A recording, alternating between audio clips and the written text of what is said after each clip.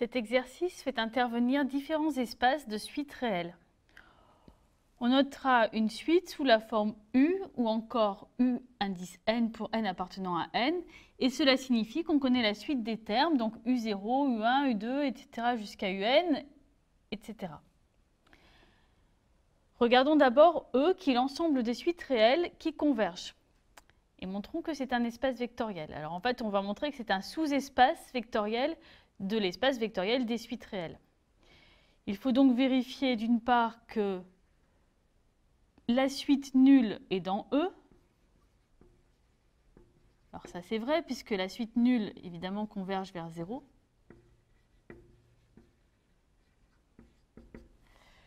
Il faut également savoir que la somme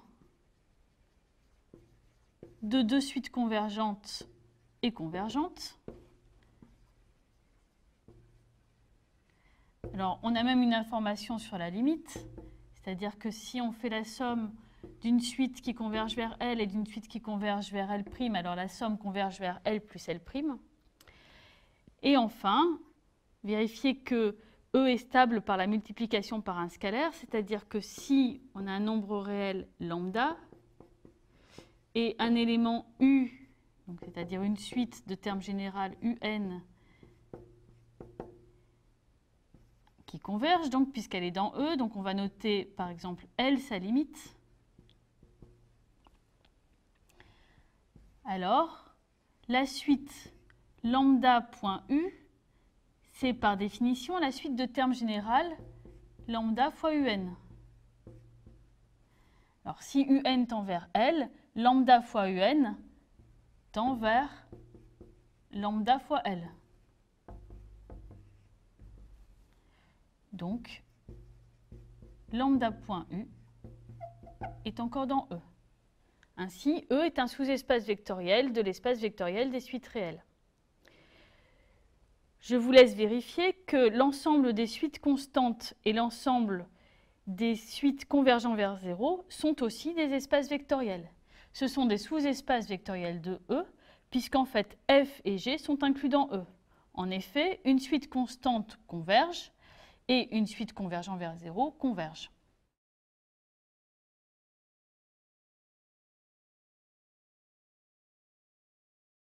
Montrons que F et G sont en somme directe dans E. On a deux choses à vérifier. Il faut vérifier que l'intersection de F et G est réduite à 0. Ici, c'est le 0 de E, c'est-à-dire la suite nulle. Et il faut vérifier que F plus G égale E.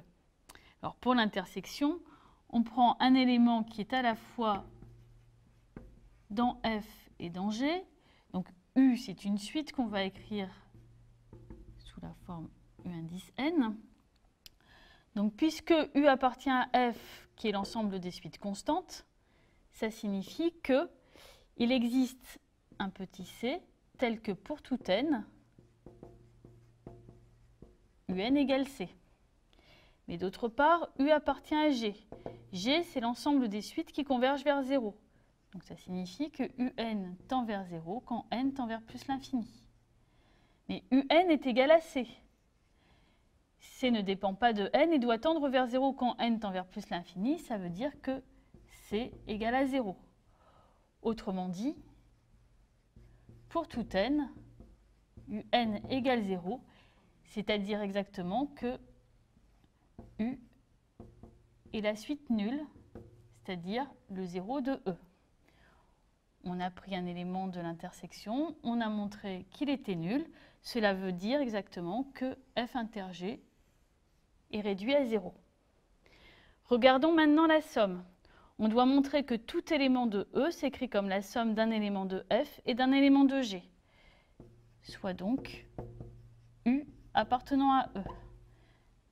On va écrire U, la suite de termes généraux UN. Et on a pour tout n, UN, qu'on va chercher à écrire sous la forme d'une somme de deux termes.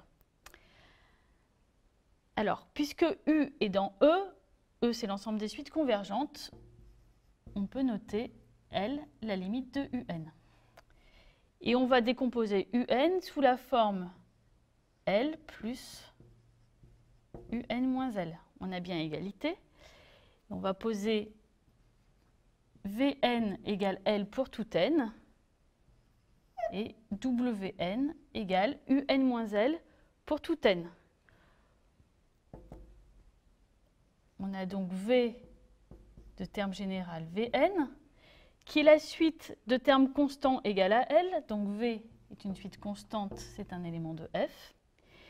Et Wn tend vers L moins L, c'est-à-dire 0 quand n tend vers plus l'infini. Donc la suite W de terme général Wn, c'est une suite qui converge vers 0, donc c'est un élément de G. On a donc écrit U égale FV plus W, où V appartient à F et W appartient à G.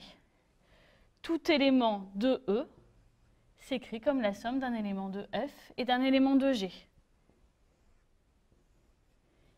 Finalement, on a montré que F et G sont en somme directe dans E. Autrement dit, tout élément de E s'écrit de façon unique comme la somme d'une suite constante et d'une suite qui converge vers 0.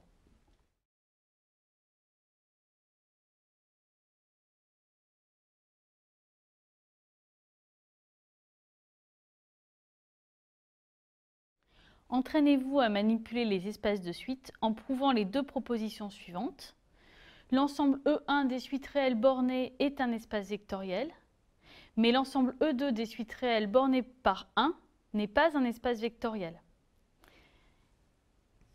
Ici, E1 est donc l'ensemble des suites réelles pour lesquelles il existe un réel grand M tel que pour tout n, valeur absolue de UN est inférieure ou égale à grand M. E2 est l'ensemble des suites réelles telles que pour tout n, valeur absolue de UN est inférieure ou égale à 1.